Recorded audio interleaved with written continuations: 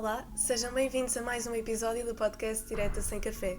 Neste episódio, em especial, vamos abordar as fake news na área da política com a professora doutora Susana Nina. Muito obrigada pela sua presença, professora. Vamos identificar a veracidade das redes sociais que, portanto, têm propagado de uma forma imensa a desinformação a nível da política. A professora poderá apresentar-se aos nossos ouvintes e espectadores para conhecermos um bocadinho do seu percurso profissional. Ok, então, sou Susana Nina, sou docente aqui na Universidade Lusófona há cerca de 2 anos e meio.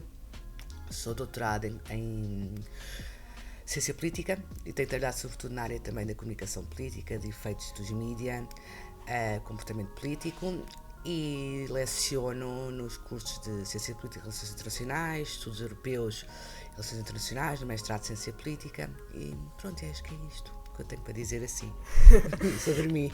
Para começarmos esta conversa então, como é que as fake news afetam o cenário político atualmente?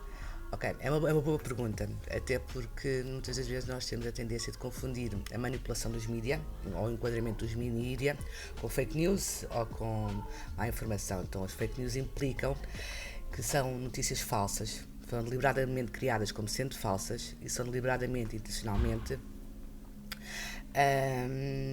espalhadas para enganar o público. Portanto, esta definição é completamente diferente de coisas como manipulação. Há uma manipulação face a um evento, que pode ter a ver com enquadramento, como é que a notícia é enquadrada, ou ser enquadrada de uma forma, ser enquadrada de outra. Pois, isto acho que podemos começar sempre pela definição do conceito para conseguirmos avançar um bocadinho. Claro. Como é que tem afetado o espaço político, o cenário político?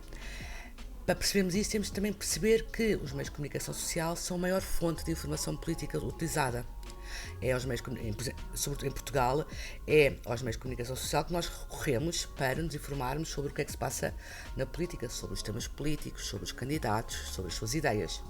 Portanto, se estes meios de comunicação social aos quais nós recorremos para nos informarmos estiverem repletos de fake news ou notícias falsas, se as redes sociais, com o advento e o crescimento das redes sociais que amplificam a existência de fake news, o que vai acontecer é que nós, como cidadãos, iremos estar menos bem informados, iremos ser levados a acreditar em suposições que não correspondem à verdade, o que irá automaticamente minar a confiança tanto nas instituições políticas e democráticas, como também nos meios de comunicação social, porque depois nós teremos dificuldade em discernir o que é verdadeiro e o que é falso.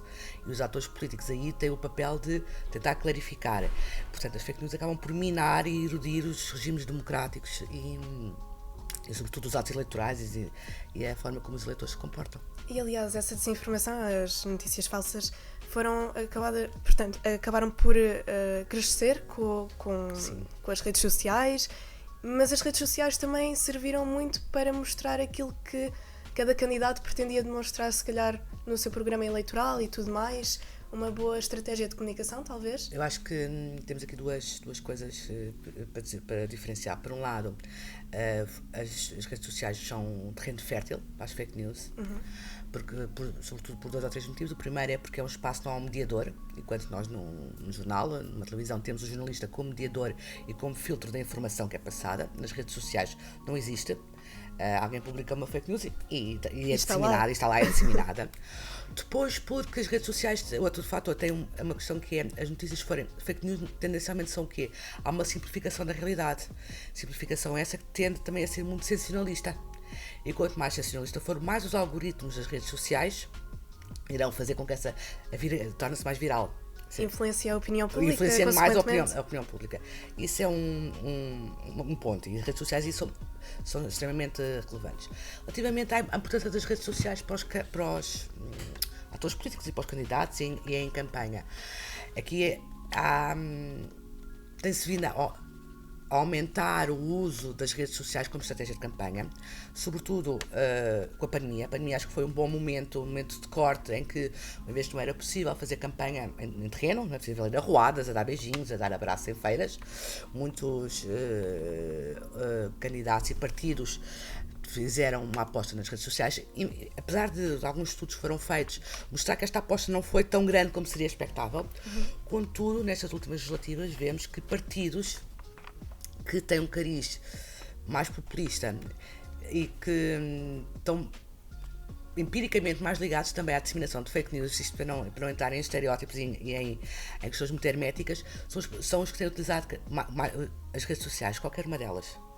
Foi o que utilizaram mais as redes sociais. Portanto, ela acaba por ser um bom veículo de mensagem política.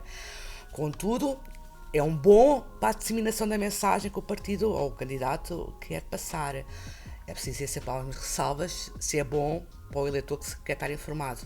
Claro. Se não tiver sofisticação política suficiente para perceber que aquilo não faz sentido, aquela simplificação da realidade não é verdade, ou que aquilo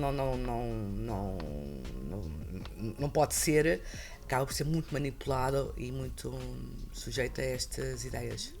E, portanto, para quem não perceba tanto o assunto, não é? Quais é que são os casos mais notáveis nas fake news na política? Então, em 2016, por exemplo, nos Estados Unidos, na primeira eleição de Trump com Hillary Clinton, uma fake news que ficou extremamente conhecida é que ela estava envolvida numa rede de tráfico infantil que operava a partir de Washington, quer dizer, era assim uma coisa. Não, é que é uma questão curiosa, é que muitas vezes as fake news são tão fake, que entram nas teorias de conspiração. Exatamente. As teorias das conspirações, fake news, às vezes não são completamente indissociáveis, estão muito ligadas. Portanto, por isso é que há segmentos da população que são mais influenciados pelas fake news do que outros, porque também são mais influenciados pela ideia de teorias da conspiração do que outros. Outra coisa foi, por exemplo, no Brasil, em 2018. A ideia de que Jair Bolsonaro tinha ido para as escolas com um kit gay para tentar doutrinar as crianças, com os malefícios, assim, uma coisa.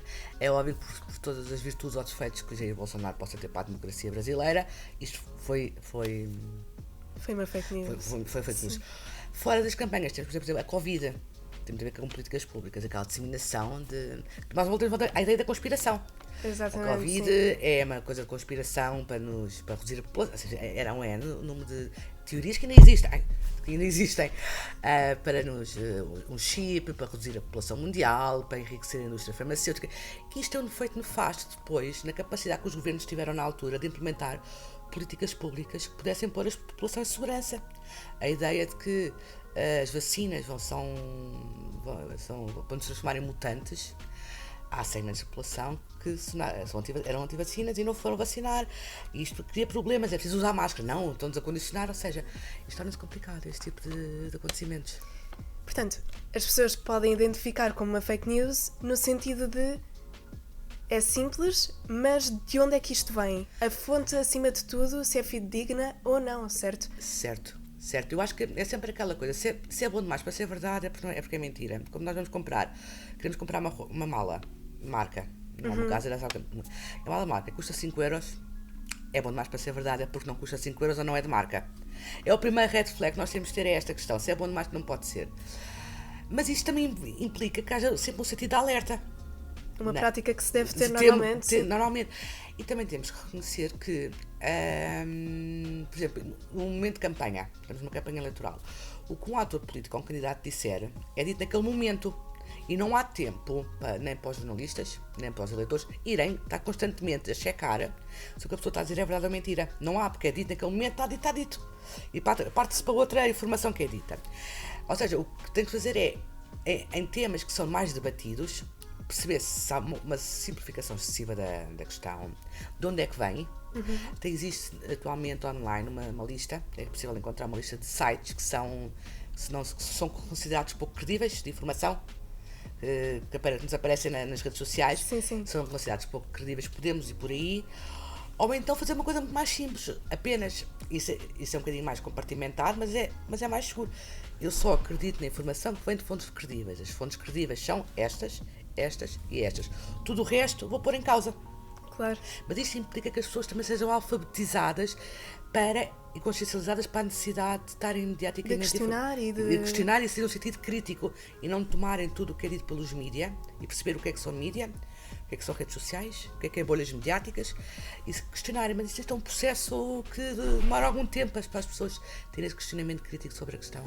É uma aprendizem talvez constante a nível de cidadão e tudo mais. E esgota, exige um esforço da nossa parte, questionar com alguma frequência se isto é verdade, se não é verdade, faz sentido, não faz sentido, de onde é que isto vem.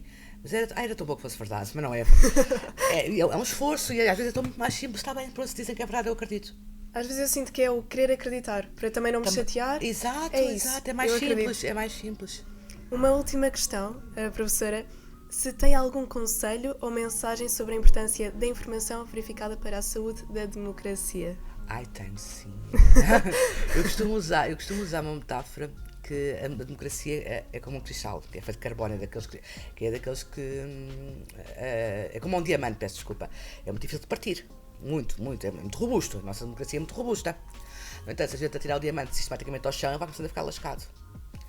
Se nós começarmos a erudir a nossa democracia aos bocadinhos, com notícias falsas que põem em causa a credibilidade das instituições políticas, põem em causa a credibilidade dos atos eleitorais, que são um processo basilar da democracia, põe em causa a idoneidade dos atores políticos. O que acontece é este diamante em bruto, que é bastante resistente, começa a ficar lascado, começa a ficar mais permeável a atitudes e a comportamentos que fogem daquilo que nós diríamos que é a democracia liberal como nós a conhecemos, ou com comportamentos mais extremistas, mais permeável a isto, e acaba por ir perdendo a sua capacidade. Portanto, estar atento, questionar, perceber de onde vem a fonte de informação, perceber o histórico de quem nos diz a informação, de onde essa informação vem, é importante até para quando nós formos votarmos com confiança nas instituições políticas, votarmos acreditando que os atores políticos são as pessoas que a gente vai escolher com base numa informação verdadeira e não com base numa informação que se vai saber a posteriori que é falsa. Portanto, acho que é muito importante este processo de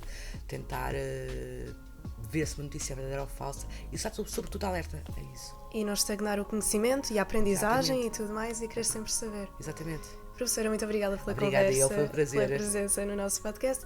Quanto a si, pode encontrar os outros episódios no site da Universidade Lusófona, no Spotify ou no YouTube. Até ao próximo episódio.